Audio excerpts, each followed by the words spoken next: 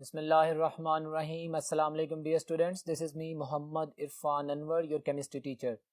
Well dear students, today we are going to discuss the test number 11, which is about the macromolecules, and the macromolecule belongs to the UHS topic number 8. So let's move towards the discussion of the test. जी तो dear students, इस वक्त आप अपने सामने एक test देख सकते हैं, डिस्प्ले कर दिया, जो कि आप लोगों के पास भी है। मैं उसको डिस्कस करने जा रहा हूं। उसका पहला क्वेश्चन नंबर 51 है। फोकस कीजिएगा वर्ड्स पे और समझिएगा, इसके जो भी टेक्निकल एस्पेक्ट्स हैं वो क्लियर होने चाहिए। क्वेश्चन नंबर 51 है, कहता है consider the following statement about the polymers. Okay, पहली स्टेटमेंट कहता है a homopolymer is formed by the polymerization of a single type of monomers. Okay, मैंने इसे नोट कर लिया। A copolymer is formed by the polymerization of the two different types of the monomers. Exactly. Number 3, a terse polymer is formed by the combination of the three different types of the monomers. Clear? आगे वो question करता है, कहता है which of the above statement is correct. तीनों statements ठीक हैं. We know that the monomers, if one type of the monomer is present, they are called as the homopolymers. अगर दो तरह के monomers हैं, they are the copolymers. और अगर तीन तरह के हैं तो they are called as stirpolymers. All these three statements are very right. So इनमें से जो options देखता हूँ, delta option is my answer. Very simple, इसमें कोई किसी किस्म की ambiguity नहीं है. Next question पे चलते हैं, आपके सामने पेपर है। Question number 52. Mark the incorrect statements. My dear students, I have told you कि ऐसे क्वेश्चन जिसमें एक्सेप्ट आए, जिनमें इनकरेक्ट आए, उनको ध्यान से करना होता है, स्मार्टली वर्किंग करते हुए करना होता है, क्योंकि ये नेगेटिव क्वेश्चंस हैं। So mark the incorrect statement about the polystyrene. Polystyrene के स्ट्रक्चर को ध्यान में रखिएगा। It is one of the easiest plastic to mould. हाँ, नोट कर लिया। It is widely used for packing breakable objects and for floor covering. ये point ध्यान में रखिएगा, यहाँ पे कुछ गड़बड़ है। Number 3, it is usual to add a pigment to give an opaque material. ठीक है, since it is transparent. Okay. Number 4 कहता है it is familiar as ball point pens in the crystalline forms. My dear students, अगर मेरे lecture को आपके जहन में रखें, आप अपने जहन में, तो आपको पता है कि मैंने जब प्रॉपर्टीज एक्सप्लेन की थी और मैंने स्ट्रक्चर्स एलैबोरेट किए थे, तो मैंने वाज़ेह तौर पे इनके यूजेस के ऊपर फोकस किया था और मैंने कहा था कि इनमें से एंटीस्ट्रेस के एमसीक्यूज पूछे जाते हैं। बिल्कुल उसी बात पे बेस करता हुआ क्वेश्चन है। So what if I am going to read it up. वो क्वेश्चन कहता है कि हमारे पास स्टेटमेंट के मार्क द इनकरेक्ट स्टेटमेंट। तो नंबर 2 स्टेटमेंट इनकरेक्ट है। पता क्यों? अगर नंबर 2 स्टेटमेंट का पहला पार्ट पढ़ें, उसमें लिखा हुआ है it is widely used for packing breakable objects. ठीक है, but not for floor covering. Floor covering के लिए पॉलीविनाइल क्लोराइड यूज होता है। आप नोट डाउन कर सकते हैं, याद रख सकते हैं। Floor covering is the use of the polyvinyl chloride. So that's why उसने इनकरेक्ट स्टेटमेंट पूछी।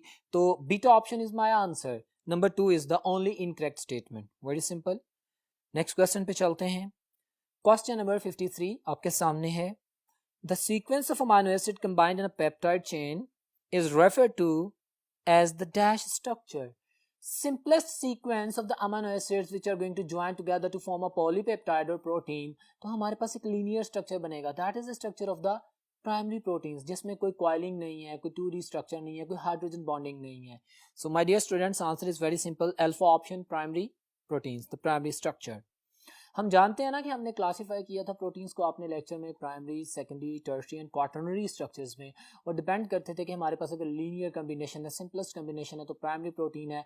अगर हमारे पास जिगजैग या कॉइलिंग आ गई, जैसे बीटा प्लेटेड शीट में या हमारे पास बीटा फ्लैट शीट्स में, तो हमारे पास that is the secondary structure. And so on tertiary में 3 डायमेंशनल आ जाता है, और क्वांटरी स्ट्रक्चर्स में हमारे पास एक कॉर्पस्कुलर स्ट्रक्चर बन जाता है।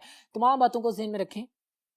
तो उसमें रिवाइज करने का मकसद ये है कि you can get the maximum information. अब क्वेश्चन नंबर 54 की बात करते हैं। Consider the following statement for most high molecular mass polymers. Okay, देखते हैं, करते हैं। मेकिंग प्लास्टिक्स, नोट किया। मेकिंग बायोपॉलीमर्स, वेल यहाँ पे गड़बड़ है। बायोपॉलीमर्स आप बना रहे हैं? नहीं, ये तो सिंथेटिक काम की बात हो रही है। चलें देखते हैं क्वेश्चन क्या कहता है। मेकिंग रबर, मानते हैं। मेकिंग फाइबर्स, स्टेटमेंट क्या कहता है? Which of the above statement is incorrect. देखते हैं। तो मेरे पास जो इनकरेक्ट ऑप्शन है that is number 2 option. Biopolymers तो नेचुरल होते हैं, आप उन्हें बना नहीं सकते, तो beta option is incorrect option. Very simple answer, very clear answer. Next question, question number 55। Which of the following statement is incorrect? Once again a negative question, so be vigilant about. Which of the following statement is incorrect about the polyamide? Okay, नालोन 6 की बात कर रहा है. polyamide of course carboxylic acid और amino group मिल रहे हैं, water के elimination से कंडेंस होकर एक एमाइड लिंकेज बन रही है जिसको बायो में पेप्टाइड लिंकेज भी बोलते हैं. तो ये तमाम बातें ध्यान में रखें. अब बातें क्वेश्चन की तरफ. इनकरेक्ट क्वेश्चन पूछता है, कहता है it is type of the condensation polymerization. बिल्कुल सही कह रहा है जी. It is tough and strong, बिल्कुल ठीक कह रहे हैं. नालोन फाइबर्स हमें पता है. It is use for as a textile fibre. बिल्कुल हम जानते हैं टेक्सटाइल फाइबर के तौर पे यूज होता है. मिक्सिंग होती है क्लॉथ्स में, स्टेबल में, पैराशूट्स वगैरह में. It has thermosetting properties. ये गलत है. What do you mean by thermosetting properties? क्या अगर हम नायलॉन को हीट अप करें तो वो सॉफ्ट नहीं होता? हो जाता है. थर्मोसेट्स तो हमारे पास सॉफ्ट नहीं होते. उन्हें गर्म करें वो सॉफ्ट नहीं होते. ज्यादा गर्म करें तो वो डीकम्पोज हो जाते हैं. ऑर्डिनरी हीटिंग पे ना वो डीकम्पोज होते हैं ना सॉफ्ट होते हैं. तो ये जो मेरे पास डेल्टा ऑप्शन है, this is irrelevant, this is incorrect option. It's very much clear and simple for you people. आप इसे याद रखेंगे. क्वेश्चन नंबर 56 की बात करते हैं. Polyethylene is an example of option a homopolymer. यही मेरा आंसर है. मैंने आपसे पहले क्वेश्चन में, इस पेपर के पहले क्वेश्चन में जस्टिफाई किया था कि what are homopolymers? All those polymers which are made up of only one type of the monomer, they are homopolymers. He is talking about the polyethylene, polyethene. इसमें सिर्फ इथीन मोनोमर है, so it's example of homopolymer. So very simple, clear, but while answering the question you must have to think closely and then answer satisfactorily. ठीक है. तो alpha option मेरा answer है. Homopolymers बड़ा हमारा सिंपल सा answer है. क्वेश्चन नंबर 57 की बात करता है. वो कहता है polyacrylonitrile synthetic fiber has the structure. Well, अब व्हाइट बोर्ड पे देखें, मैंने इस स्ट्रक्चर को ड्रॉ भी किया है फॉर योर अंडरस्टैंडिंग. अब देखें क्वेश्चन नंबर 57, विनाइल सायानाइड, इसको एक्रिलोनाइट्राइल बोलते हैं. स्टूडेंट्स ये आपने याद रखना है, विनाइल सायानाइड को एक्रिलोनाइट्राइल बोलते हैं. ओके, तो इसका जो पॉलीमर है उसे पॉलीएक्रिलोनाइट्राइल बोल देंगे, एक्रिलिक फाइबर बोल देंगे. बिल्कुल ऐसा ही है. अच्छा, यहाँ पे आप एक और रेलेवेंट इंफॉर्मेशन याद रख लें. इसका आंसर तो बड़ा सिंपल था. अगर मैं साइनाइड ग्रुप का हाइड्रोलिसिस करता हूं तो ये कार्बोक्सिलिक एसिड में कन्वर्ट हो जाता है. हम जानते हैं कि साइनाइड ग्रुप का जब एसिड हाइड्रोलिसिस किया जाता है तो वो कार्बोक्सिलिक एसिड में कन्वर्ट हो जाता है. तो फिर इस स्ट्रक्चर को जिसमें CH2 डबल बॉन्ड CH और CN की जगह COOH आ जाएगा, उसे क्या बोलेंगे? हम एक्रिलिक एसिड बोलेंगे. ठीक हो गया. तो स्ट्रक्चर्स की इंफॉर्मेशन आपके लिए जरूरी है ताकि अगर आपसे वो किसी भी किस्म का पॉलीमर मैक्रोमोलेक्यूल में ड्रॉ करके स्ट्रक्चर पूछे, जैसा कि इसने पूछा है, तो you will be in a better position to answer that. So अगर मैं इस स्टेटमेंट को देखूं तो सिंपल सा आंसर है मेरे पास. जो ऑप्शन है that is the alpha option. Very simple answer. Alpha option is my answer. Very simple. Next question पे चलते हैं. Question number 58, which of the following is used to prepare water tank and in cloth making? My dear students, now you are getting the knowledge and you are becoming aware about the importance of the uses. मैंने अपने lecture में कहा था बेटा आप लोगों ने uses के ऊपर फोकस करना है. ये मेमोरी बेस्ड क्वेश्चंस होते हैं बट दे मैटर्स, ये की वेटेज में आते हैं. तो आपसे अब वो यूजेस पूछ रहा है. वो किसके पूछ रहा है? वो कहता है हमसे कि which of the following is used to prepare the water tank and the cloth. तो पॉलीएस्टर का यूज है. ये आपने पॉलीएस्टर बनाया था ना, डेक्रोन, हाँ, जिसे टेरालिन कहते थे, हाँ, जिसमें हमने टर्फैलिक एसिड और इथाइलिन ग्लाइकोल को कंडेंस किया था. एग्जैक्टली ये उसकी बात कर रहा है. तो alpha option is my answer, the polyester. उसके यूजेस में लिखा हुआ है, पढ़ सकते हैं. क्वेश्चन नंबर 59 की बात करता है.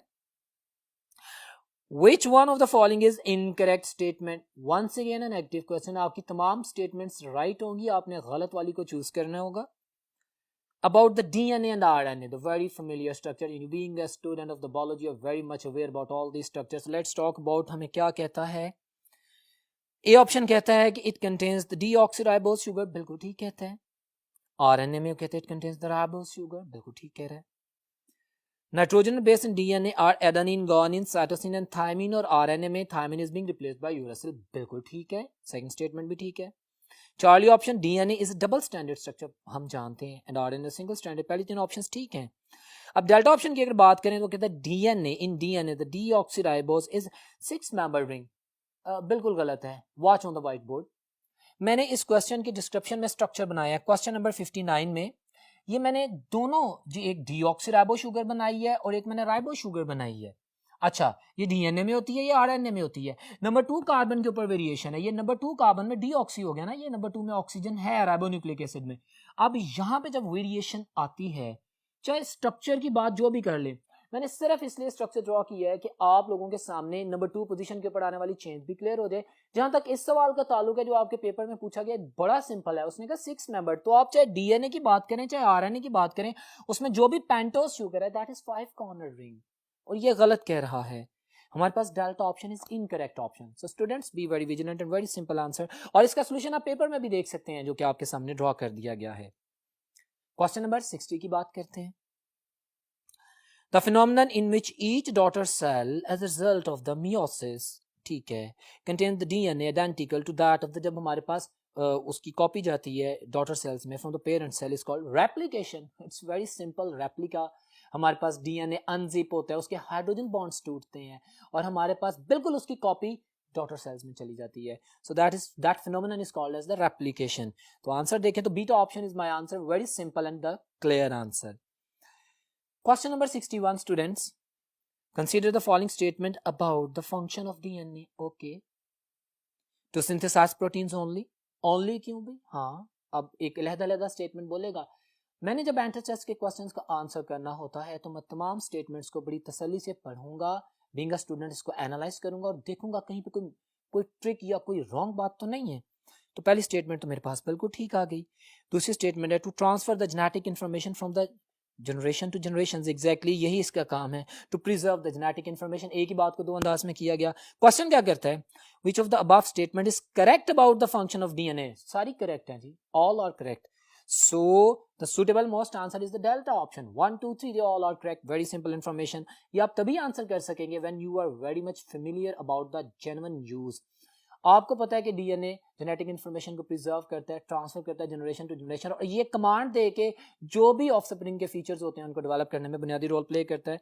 तो delta option was my answer. Question number 61 clear. Number चलते हैं 62, क्वेश्चन नंबर 62 की तरफ। Mark the incorrect statement about plastics. Once again, they are going to train you about the negative questions. आपको तमाम ऑप्शन सही मिलेंगी, एक गलत होगी, उसको चूज करना है। They are light in weight. हाँ बिल्कुल ठीक कह रहा है। बीटा ऑप्शन कहता है they are good insulators of heat and electricity. Exactly, they are light in weight, the insulator of electricity. Plastics की बात कर रहा है। They are not biodegradable. Charlie option गलत है, ये मेरा आंसर है। उसने कहा इनकरेक्ट को बताओ। भाई बायोडिग्रेडेबल नहीं है, इसी वजह से सराउंडिंग में पोल्यूशन है। अगर ये बायोडिग्रेडेबल हो तो कोई इशू ना हो। आज की सेंचुरी में, आज के दौर में इनको इसीलिए बैन किया गया है और इनकी जगह ऐसे रिप्लेस करने के लिए मटेरियल्स लाए गए हैं कि जो बायोडिग्रेडेबल हों। तो ये बायोडिग्रेडेबल नहीं होते प्लास्टिक्स। हाँ, इनकी हम रिसाइकलिंग, रीप्रोसेसिंग कर सकते हैं, इनको रीयूज कर सकते हैं, बट इनको अगर हम एक्सपोज ऑफ कर दें तो एक अगर आप पॉलीथीन के शॉपिंग बैग को प्लेस कर दें तो 10 साल बाद भी वैसा ही रहेगा। वो एंजाइम्स और कैटालिस्ट और लिविंग ऑर्गेनिज्म से इफेक्ट नहीं होगा। That is not biodegradable. Charlie option गलत कह रहा है, ये मेरा आंसर था जो मैंने चूज करना था। क्वेश्चन नंबर नेक्स्ट है, that is 63। Regular coiling or zigzagging of a polypeptide chain caused by the hydrogen bonding, okay, between the NH and the C double bond O carbonyl groups of the amino acids near each other in, well, उसने हमें structures दे दिए primary, secondary, tertiary, और ये जो definition बोल रहा है ये सेकेंडरी स्ट्रक्चर की है। So very simple answer, the delta option is my answer. ये सेकेंडरी स्ट्रक्चर में जिसमें रेगुलर जिगजैगिंग होती है due to the hydrogen bond between the amino NH and carbonyl carbon C double bond O, इनके दरमियान जो हाइड्रोजन बॉन्ड एस्टैब्लिश होता है उस वजह से हमारे पास वो एक हेलिकल स्ट्रक्चर बनता है, जिगजैगिंग बनती है। सो delta option, the secondary structure, it's not primary, neither primary nor tertiary. वैसे आप देख सकते हैं पेपर के इसके ऊपर डिटेल भी प्राइमरी प्रोटीन्स की और सेकेंडरी प्रोटीन्स की सारी एक्सप्लेन कर दी गई है। और अगर आप सॉल्यूशन में देखें तो प्राइमरी प्रोटीन्स में वो कुछ वर्ड्स बोल रहा है, प्रोटियोजेस, पेप्टोन्स, भाई ये सारे वाटर सॉल्युबल हैं। आपके सामने इस वक्त पेपर में जो स्लाइड चल रही है उसमें कुछ वर्ड्स बोले गए हैं, पेप्टोन्स, प्रोटियोजेस, ये सारे वाटर सॉल्युबल है क्योंकि हाइड्रोलाइसिस हो रहा है और उसके बाद हमारे पास पोलर अमीनो एसिड्स की तरफ बढ़ रहे हैं, ये स्मॉलर होते जा रहे हैं और जैसे जैसे ये यूनिट स्मॉलर होता जाएगा due to its polar nature that is water soluble. ये भी एक याद रखिएगा, बात मैंने एक्स्ट्रा बताई फॉर योर इन्फॉर्मेशन, पूछा जा सकता है। तो वेल डियर स्टूडेंट्स, अब नेक्स्ट क्वेश्चन है question number 64। The properties of the polymer materials very widely depending upon the, okay, जो प्रॉपर्टीज चेंज होती हैं किस पर डिपेंड करती हैं? Option a chemical composition of a polymer, exactly, only chemical पे भी डिपेंड करती हैं, स्ट्रक्चर पे भी, ये दोनों ऑप्शंस ठीक हैं। So my answer will be the Charlie option, both A and B. हमारे पास chemical composition of the polymer also decides as well as its structure. उसके structure के वेरिएंट या कॉम्प्लेक्स होने से उसकी नेचर, उसका रिएक्शन, उसकी स्टेबिलिटी टोटली चेंज हो जाती है. जैसे प्राइमरी प्रोटीन का स्ट्रक्चर इजी टू हाइड्रोलाइज है, अगर आप क्वार्टनरी प्रोटीन को लाएंगे तो आपको एक डिफरेंट केस फेस करना पड़ेगा. स्ट्रक्चर मैटर कर रहा है. So all these things matter. Question number 64 का आंसर चार्ली है. उसका स्ट्रक्चर और केमिकल कंपोजिशन दोनों चीजें मैटर कर रही हैं. Question number 65 dear students, the purines present in DNA are. भाई प्यूरिन्स क्या होती हैं? ऐसी नाइट्रोजनस बेसिस जो लार्जर इन साइज होती हैं. ये भी एमसीक्यू आप बेटर जानते हैं. एडेनिन, गुआनिन, और ये डीएनए और आरएनए दोनों में सेम होती हैं. आरएनए में भी यही होती हैं, डीएनए में भी यही होती हैं. ठीक हो गया. So adenine and guanine. Charlie option is my answer. Very simple. हाँ, पिरिमिडीन्स की जब बात आएगी तो फिर हमारे पास डीएनए में क्या है? थायमिन आ जाएगी और आरएनए में यूरासिल आ जाएगी उसकी जगह. ठीक है, तो ये याद रखनी है. Question number 66. Which of the following is used as initiator in the addition chain growth polymerization? My dear students, statement बहुत rich है question की. मैंने अपने lecture में आपको बताया था, जब मैं आपको mechanism बता रहा था addition polymerization का और कंडेंसेशन पॉलीमराइजेशन का, मैंने बताया था कि एडिशन पॉलीमराइजेशन मैकेनिज्म होता है चेन ग्रोथ, और वन साइड से चेन ग्रो करती है. सिंपल एडिशन होती है, स्मॉल मॉलिक्यूल्स लेमिनेट नहीं होते. ठीक है, और कंडेंसेशन को स्टेप ग्रोथ मैकेनिज्म कहते हैं. अब इसने जो क्वेश्चन किया है, ही is talking about the initiator. अच्छा, आपकी टेक्स्ट बुक में जो बात की गई है वो फ्री रेडिकल मैकेनिज्म की बात की गई है. मैंने अपने लेक्चर में आपको बताया था कि एडिशन पॉलीमराइजेशन में जो चेन इनिशिएट होती है वो फ्री रेडिकल से भी होती है कॉमनली. फ्री रेडिकल कैसे बनते हैं? होमोलाइसिस से. आमतौर पे हमारे पास पेरोक्साइड्स होते हैं, और जो पेरोक्साइड्स होते हैं वो इजीली ब्रेक होके फ्री रेडिकल्स जनरेट करते हैं. इसी तरह हमारे पास केटानिक चेन ग्रोथ भी होती है. इसी तरह हमारे पास एनायनिक चेन ग्रोथ भी होती है. तो ये भी आप अपने ज़हन में याद रखिएगा कि आपसे अगर वो एडिशन पॉलीमराइजेशन के इनिशिएटर की बात करें तो केटानिक भी हो सकता है, एनायनिक भी हो सकता है, फ्री रेडिकल्स भी हो सकते हैं. क्वेश्चन वो कर रहा है कि which of the following is used as initiator in the addition polymerisation. तो इन तमाम कंपाउंड्स में मैंने अभी वर्ड बोला बीटा ऑप्शन, ऑर्गेनिक पेरोक्साइड्स. मैं नेक्स्ट बोर्ड पे चलता हूँ, आपको मैंने स्ट्रक्चर भी दिखाना है, मैंने बनाया आप लोगों के लिए. Let's move.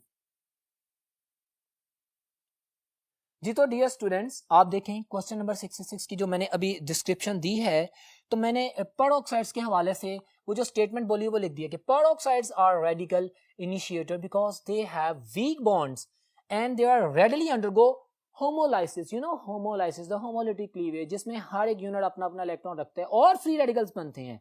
तो होमोलाइसिस के जरिए हमारे पास मिसाल दे दी मैंने, बेंजोइल पेरोक्साइड्स होते हैं, common free radical initiators for the addition polymerisation.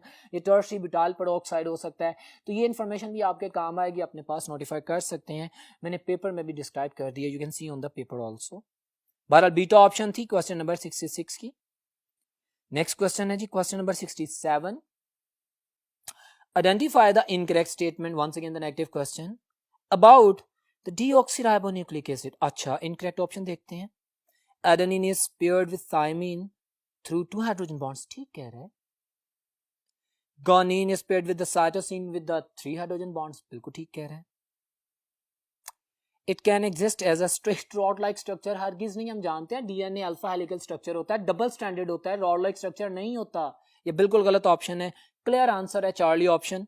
आगे मैं डेल्टा को देखता हूं, it has the double standard helical structure. ये स्टेटमेंट ठीक है. So Charlie option is my answer. That is incorrect option. Very simple and clear. Question number 68 की बात करते हैं.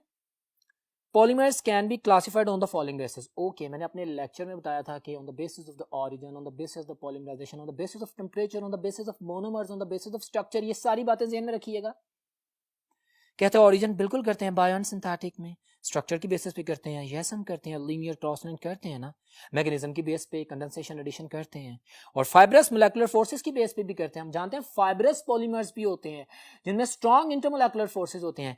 अब क्वेश्चन कहता है कि which of the above statement is correct. ये सारी स्टेटमेंट्स करेक्ट हैं. हम पॉलीमर्स को इन चारों बेसिस पे क्लासीफाई करते हैं. ठीक हो गया. तो इसका आंसर डेल्टा है. You can go for that. Question number 69 की बात करते हैं. Identify the incorrect statement about the nucleic acid. अब उसने आरएनए या डीएनए दोनों के हवाले से कोई भी इनकरेक्ट स्टेटमेंट पूछनी है. They are present in every living cell. बिल्कुल ठीक है जी, होते हैं. They have the ability to reproduce. Of course they do. They have the ability to store and transmit genetic information. Exactly this is in fact. Nucleotide is the structure unit of the DNA. हाँ. and consist of the one sugar molecule, ठीक है, pentose sugar होती है. The nitrogenous base at least, हाँ, and at least one sulfate. This is wrong. सारी statement ठीक है. हम जानते हैं फॉस्फेट ग्रुप होता है, फॉस्फेट ग्रुप होता है, नाइट्रोजनस बेस होती है, हमारे पास शुगर मॉलिक्यूल होता है. सो डेल्टा ऑप्शन में जो एक वर्ड है इसकी वजह से ये पूरी स्टेटमेंट गलत है और यही मेरा आंसर है. मैंने इनकरेक्ट ऑप्शन को चूज करना था. So delta option is clear. मैं स्टूडेंट्स आपको पता है कि nitrogenous base plus the sugar इसको बोलते हैं न्यूक्लियोसाइड, और अगर nitrogenous base plus sugar and phosphate group आ जाए तो उसको बोलते हैं न्यूक्लियोटाइड. ठीक है, तो ये न्यूक्लियोटाइड के बारे में गलत स्टेटमेंट दे रहा है डेल्टा ऑप्शन. क्वेश्चन नंबर 70 की बात करते हैं. Which one of the following nitrogen base is not present in DNA? It's a popular question. Thymine is being replaced by the uracil. Uracil नहीं होती, uracil RNA में होती है. इस सवाल को रिवर्स करके पूछ सकता है कि which one of the following nitrogenous base is not present in RNA? तो RNA में thymine नहीं होती, DNA में uracil नहीं होती. So question Charlie is my answer. Question number 71, students. The group of compounds that are primarily responsible for building the body of an animal and its maintenance is. हमारे पास सब कुछ proteins ही हैं. DNA जब replicate करता है, messenger RNA बनाता है, वो प्रोटीन सिंथेसिस करते हैं और वो प्रोटीन्स डिफरेंट तमाम फंक्शन करते हैं. एंजाइम्स हो जाएं, बॉडी से सपोर्ट हो जाए, बोन्स की स्ट्रक्चर हो जाए, वो सारी कमांड बेसिकली हर बॉडी ऑर्गन में प्रोटीन्स है. तो प्रोटीन्स आप जानते हैं प्राइम इंपॉर्टेंट, तो किसी भी लिविंग ऑर्गेनिज्म के लिए they are very much important. Delta option is my answer. Very simple. Number 72, question number 72. Polystyrene has all of the following properties except, once again negative question, except uses. Uses की बात कर रहे हैं. Plastic toys बनते हैं, radio and television bodies बनती हैं, food containers बनते हैं, फ्लोर कवरिंग्स मैं पहले बता चुका हूं पॉलीस्टायरीन ही पॉलीविनाइल क्लोराइड से बनती हैं. सो देख लें कि यूजेस के हवाले से कितने एमसीक्यूज हमारे पास आ चुके हैं. So my dear students, you have to cram the usages, you have to memorise them. This is very much important. Delta option is very simple answer, the memory based question. Next question पे चलते हैं.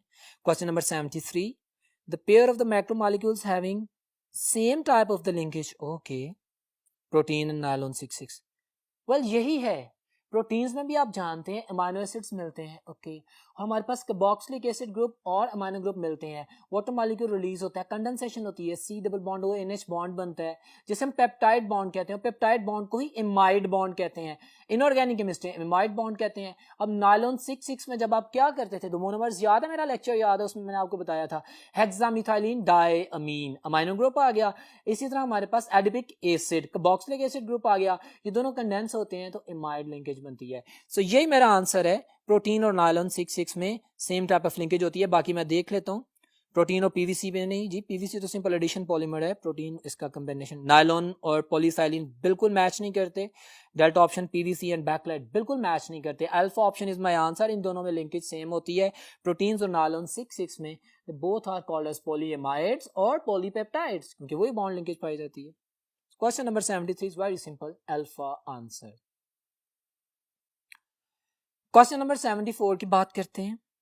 A polymeric substance that is formed in the liquid state and then hardened to rigid solid is called as the plastic, the thermoplastics. जब वो बनते हैं तो soft होता है, टेम्परेचर हाई होता है ना, और जैसे जैसे टेम्परेचर कूल डाउन होता जाता है they become rigid and hard, और इनको अगेन रीसोफन भी किया जा सकता है. They are plastics. So option Charlie is my answer. Simple definitions पूछी हैं और ऐसे ही क्वेश्चन पूछता है एमडी कैट में, आप लोगों ने इसको याद रखना है. नेक्स्ट क्वेश्चन है जी, question number 75. Identify the incorrect statement about the polystyrene. Polystyrene you know vinyl benzene styrene, उसके स्ट्रक्चर को ध्यान में रखें. It's formula is this. बिल्कुल सही स्ट्रक्चर है. अल्फा ऑप्शन ठीक है, या आपको इन्फॉर्म कर रहा है. It's an information based question. Beta option formula of its monomer is vinyl benzene. Exactly C6H5 और वो कनेक्ट होता है CH2 डबल बॉन्ड CS से, विनाइल ग्रुप से. बिल्कुल सही है. It's a type of condensation polymer. ये गलत है. Polystyrene, polyethylene, polyvinyl chloride, polyvinyl acetate और एक्रिलोनाइट्राइल जो है, they all are addition polymers. They are addition polymers. They're not condensation polymer. You know, addition polymer में simple addition of the molecule होती है। मैंने अपने लेक्चर में आपको बताया था कि एडिशन पॉलीमर में जो पॉलीमर है और जो मोनोमर है उनका एम्पिरिकल फार्मूला सेम होता है, क्योंकि कोई एलिमिनेशन नहीं होती, कोई स्मॉल मॉलिक्यूल एलिमिनेट नहीं करते, इस वजह से इनका मोलर मास भी हाई होता है। सारी बातें आपके सामने हैं। बहरहाल Charlie option is incorrect option, the right answer and this statement is incorrect जो उसने कहा, और वो इनकरेक्ट स्टेटमेंट पूछ रहा था। मैंने चार्ली ऑप्शन जो कि इनकरेक्ट स्टेटमेंट है उसको हाईलाइट किया, मेरा आंसर है, and that is the right answer. Question number 76, dear students, consider the following mechanism of the polymerization. Okay, free radical polymerization, cationic polymerization, anionic polymerization. Okay, which of the following mechanism is involved in the addition polymerization? इसी paper में आपसे थोड़ी देर पहले मैंने justify किया था, ये तीनों के तीनों एडिशन पॉलीमराइजेशन के मैकेनिज्म्स हैं। Students never be get confuse कि अगर आपकी बुक में डिस्कस नहीं किया गया केटानिक और एनानिक को, but I am here going to say you, और मैंने अपने लेक्चर में भी बताया था कि फ्री रेडिकल पॉलीमराइजेशन और हमारे पास केटानिक पॉलीमराइजेशन और एनानिक पॉलीमराइजेशन, ये तीनों एडिशन पॉलीमराइजेशन के मैकेनिज्म्स हैं। So my answer is the delta option. Next question पे चलते हैं, question number 77। During the unzipping of DNA, DNA replication की बात कर रहा है, which of the following intermolecular forces break? Simple, hydrogen bond. Hydrogen bond से कनेक्टेड होते हैं एडेनिन थायमीन में, गुआनिन साइटोसिन में, अभी पढ़ के आए हैं 2 और 3 हाइड्रोजन बॉन्ड्स होते हैं, वो अनजिपिंग के दौरान टूट जाते हैं, तो वो physical bond is hydrogen bond. Very simple answer. In the entrance test, we have to work on every concept to get the confidence, dear students. हमें रिलैक्स होकर आंसर करना है, स्मार्ट वर्किंग करनी है, हमें कंफ्यूज या प्रेशर अप नहीं करना। जो चीजें सिंपल हैं वो तो बहुत सिंपल हैं, लेकिन इतना लूज माइंड भी नहीं करना कि वो हमसे ट्रिक आउट हो जाए। हमने हर चीज का बड़े रिलैक्स माइंड के साथ, कूल एंड एक्टिव माइंड के साथ आंसर करना है। जैसे कि ऐसे सिंपल क्वेश्चंस आपको लगेंगे मैं एकदम आंसर कर दूं, अगर इनमें भी वो ट्रिक्स ला सकता है, लिहाजा स्टेटमेंट को तसल्ली से पढ़ के फिर आंसर करना है, इसलिए मैं इसकी एक्सप्लेनेशन कर रहा हूं। That's why alpha option, hydrogen bonding, is very clear option. Question number 78 की बात करते हैं।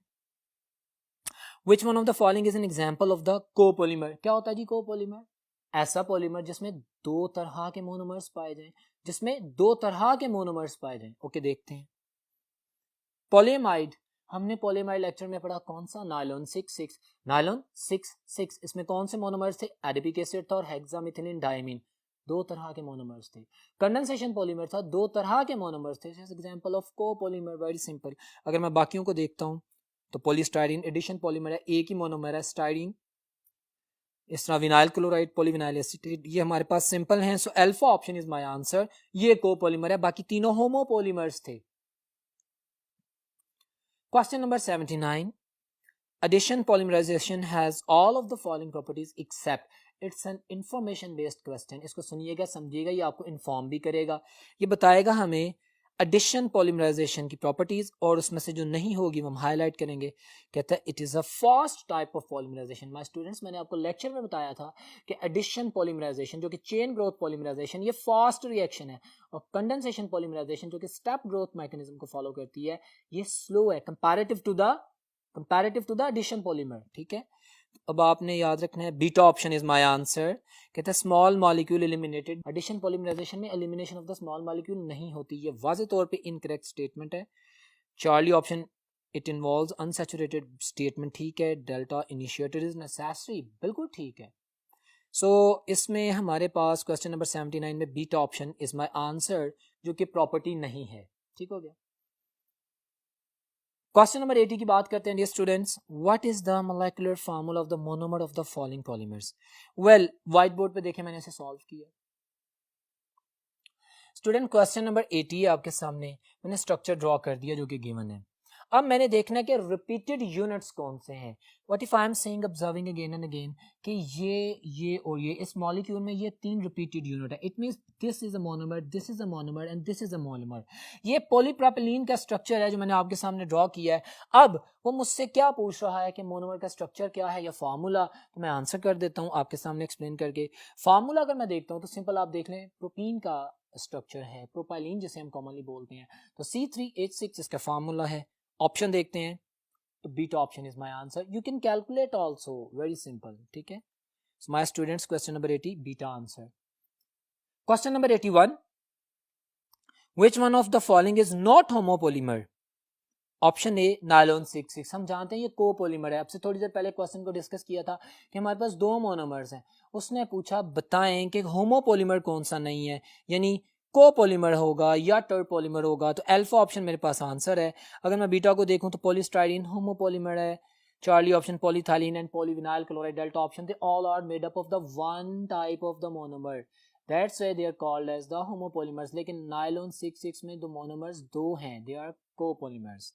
So alpha option is my answer. Question number 82 students. Terylene यानी डैक्रोन यानी पोलिएस्टर की बात करेगा। A polyester is an example of condensation polymer. हम जानते हैं कि हमारे पास टर्सालिक एसिड और इथाइलिन ग्लाइकोल आपस में कंडेंस होते हैं with the elimination of small water molecule. दो मोनोमर मिलते हैं, एक कोपॉलीमर बनता है, पॉलीएस्टर बनता है with the elimination of the small molecules, और इसमें दोनों तरफ से चेन ग्रो करती है, स्टेप ग्रोथ मैकेनिज्म है। This is condensation polymerisation mechanism. So very simple Charlie. My students, I am repeating everything again and again because these are important things. आप इनको सुनेंगे, इनके ऊपर मेंटल जॉगिंग करेंगे, वर्कआउट करेंगे और एनालाइज करेंगे। So Charlie option is my answer. Question number 83. Macromolecules are described as large molecules built up from the small repeating units called monomers. This is the definition of the monomer. Very simple answer. Polymer is made up of the small repeating unit called as the monomer. One piece. ठीक हो गया। Alpha option is my answer. Very simple. Students, question number 84 की बात करते हैं। What is the compound whose structure is shown? Okay, देखते हैं। मैं बात कर चुका हूँ, phosphate group plus nitrogenous base plus pentose sugar, तो क्या कहते हैं इसको? न्यूक्लियोटाइड। ठीक हो गया। तो ये मेरे पास आएगा कौन सी ऑप्शन? चार्ली ऑप्शन है, न्यूक्लियोटाइड। और यहाँ पे मैंने एक रिलेटेड इन्फॉर्मेशन भी शेयर की थी कि अगर फॉस्फेट ग्रुप ना हो, सिर्फ मेरे पास पेंटोस शुगर और नाइट्रोजनस बेस हो, तो उसे क्या कहते हैं? न्यूक्लियोसाइड। न्यूक्लियोसाइड में हमारे पास फॉस्फेट ग्रुप नहीं होता, और अगर नाइट्रोजनस बेस और शुगर मॉलिक्यूल के साथ फॉस्फेट ग्रुप आ जाए तो उसे हम न्यूक्लियोटाइड कहते हैं। तो ये मेरे पास चार्ली ऑप्शन है, जो स्ट्रक्चर था उसमें तीनों चीजें मौजूद हैं। Next question, question number 85। Nylon threads are made of, nylon threads are made of polyvinyl polymer। नहीं, अभी हम पढ़ के आए हैं। हमारे पास नायलॉन 6,6 एक पॉलीएमाइड है जिसमें हेक्सामिथिलीन डायमीन और एडिपिक एसिड आपस में कंबाइन हो रहे होते हैं। It's a polyamide. So beta option is my answer. Very simple, polyamide linkage पाई जाती है, it's a polyamide polymer. So my dear students, that was all about the today's test. उम्मीद करता हूं कि आप लोगों ने मेरी डिस्कशन को सुना होगा और आपके बहुत से प्रॉब्लम्स रिजॉल्व हुए होंगे। आप इस डिस्कशन को सुने, इसकी बेस पे अपने आप को इम्प्रूव करें। इंशाल्लाह आपका टेस्ट बेहतरीन होगा। नेक्स्ट लेक्चर में मुलाकात होगी, तब तक अल्लाह हाफिज।